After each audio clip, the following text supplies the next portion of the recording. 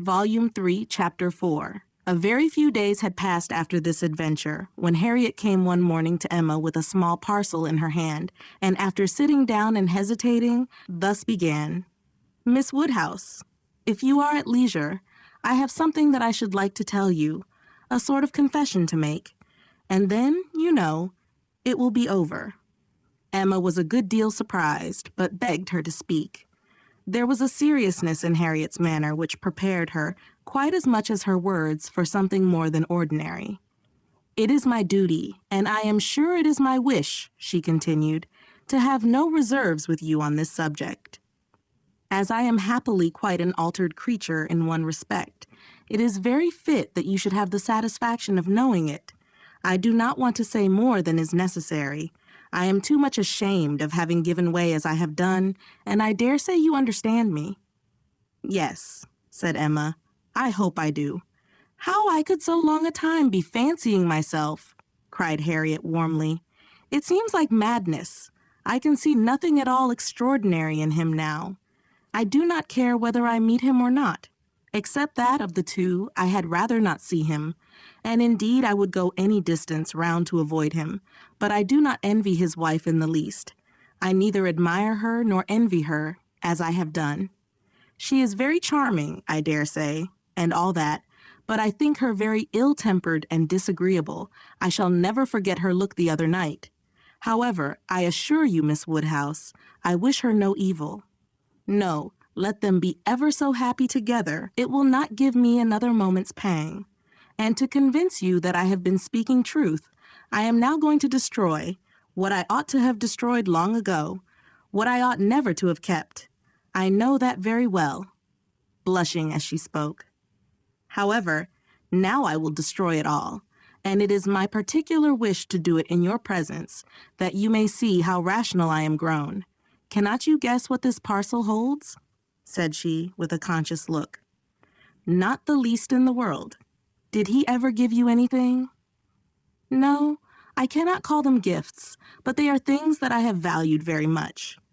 She held the parcel towards her, and Emma read the words, "Most precious treasures," on the top.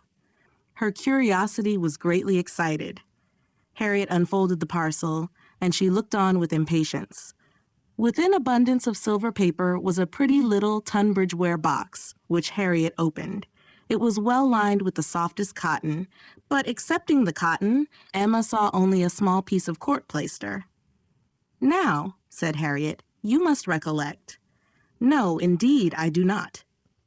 "Dear me, I should not have thought it possible you could forget what passed in this very room about court plaister, one of the very last times we ever met in it. It was but a very few days before I had my sore throat, just before Mr. and Mrs. John Knightley came. I think the very evening. Do not you remember his cutting his finger with your new penknife and your recommending court plaister? But as you had none about you and knew I had, you desired me to supply him, and so I took mine out and cut him a piece. But it was a great deal too large, and he cut it smaller and kept playing some time with what was left before he gave it back to me. And so then, in my nonsense, I could not help making a treasure of it. So I put it by, never to be used, and looked at it now and then as a great treat." "My dearest Harriet," cried Emma, putting her hand before her face and jumping up, "you make me more ashamed of myself than I can bear." "Remember it? I remember it all now, all except your saving this relic. I knew nothing of that till this moment, but the cutting the finger, and my recommending court plaister, and saying I had none about me. Oh, my sins, and I had plenty all the while in my pocket. One of my senseless tricks. I deserve to be under a continual blush all the rest of my life." "Well," sitting down again, "go on, what else?" "And had you really some at hand yourself? I am sure I never suspected it. You did it so naturally.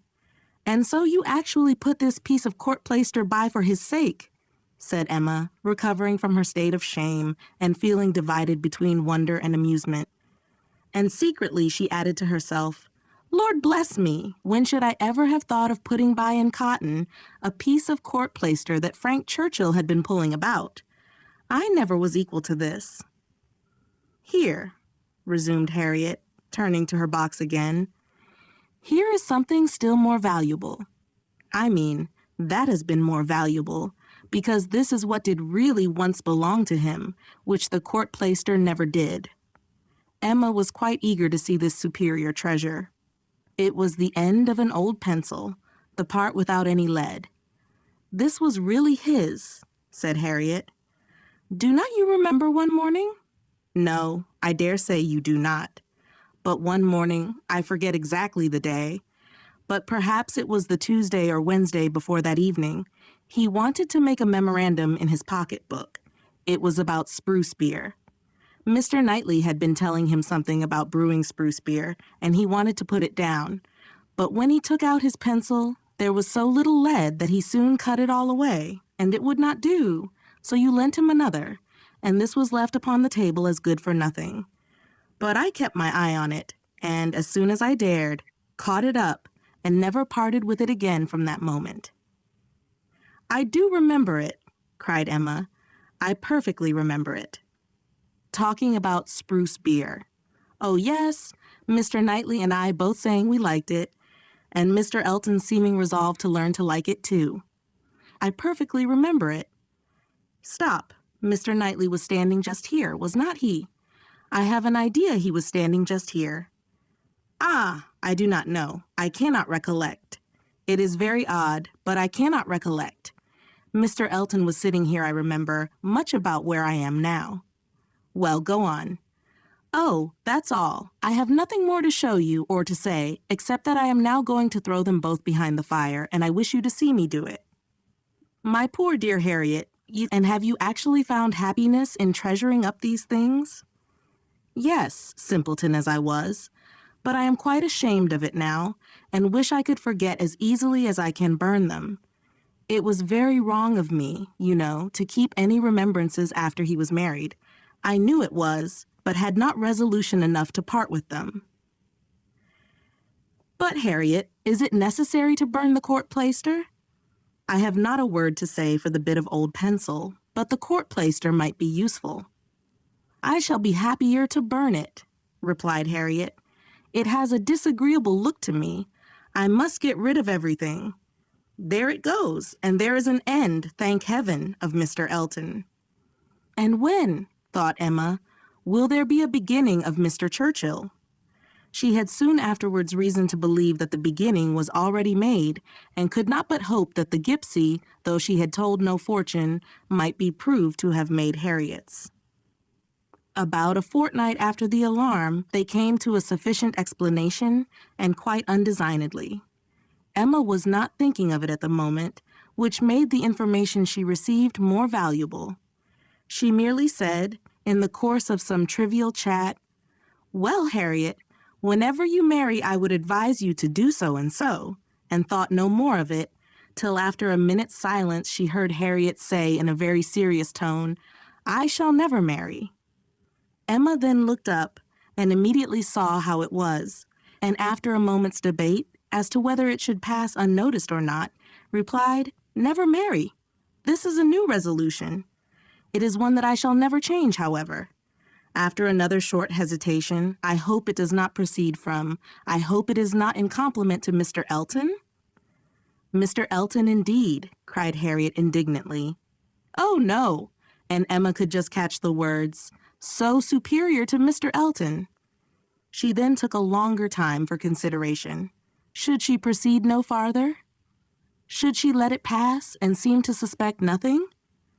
Perhaps Harriet might think her cold or angry if she did, or perhaps if she were totally silent, it might only drive Harriet into asking her to hear too much, and against anything like such an unreserve as had been, such an open and frequent discussion of hopes and chances, she was perfectly resolved. She believed it would be wiser for her to say and know at once all that she meant to say and know. Plain dealing was always best. She had previously determined how far she would proceed on any application of the sort, and it would be safer for both to have the judicious law of her own brain laid down with speed. She was decided, and thus spoke, "Harriet, I will not affect to be in doubt of your meaning. Your resolution, or rather your expectation, of never marrying results from an idea that the person whom you might prefer would be too greatly your superior in situation to think of you. Is not it so? Oh, Miss Woodhouse, believe me, I have not the presumption to suppose, indeed I am not so mad, but it is a pleasure to me to admire him at a distance, and to think of his infinite superiority to all the rest of the world, with the gratitude, wonder, and veneration which are so proper, in me especially. I am not at all surprised at you, Harriet. The service he rendered you was enough to warm your heart. Service. Oh, it was such an inexpressible obligation. The very recollection of it, and all that I felt at the time, when I saw him coming, his noble look, and my wretchedness before.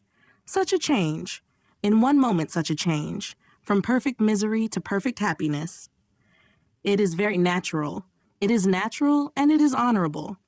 Yes, honorable, I think, to choose so well and so gratefully. But that it will be a fortunate preference is more than I can promise. I do not advise you to give way to it, Harriet. I do not by any means engage for its being returned. Consider what you are about. Perhaps it will be wisest in you to check your feelings while you can. At any rate, do not let them carry you far, unless you are persuaded of his liking you. Be observant of him. Let his behavior be the guide of your sensations. I give you this caution now, because I shall never speak to you again on the subject. I am determined against all interference. Henceforward, I know nothing of the matter. Let no name ever pass our lips. We were very wrong before. We will be cautious now. He is your superior, no doubt, and there do seem objections and obstacles of a very serious nature. But yet, Harriet, more wonderful things have taken place. There have been matches of greater disparity. But take care of yourself. I would not have you too sanguine. Though, however it may end, be assured your raising your thoughts to him is a mark of good taste, which I shall always know how to value. Harriet kissed her hand in silent and submissive gratitude. Emma was very decided in thinking such an attachment no bad thing for her friend.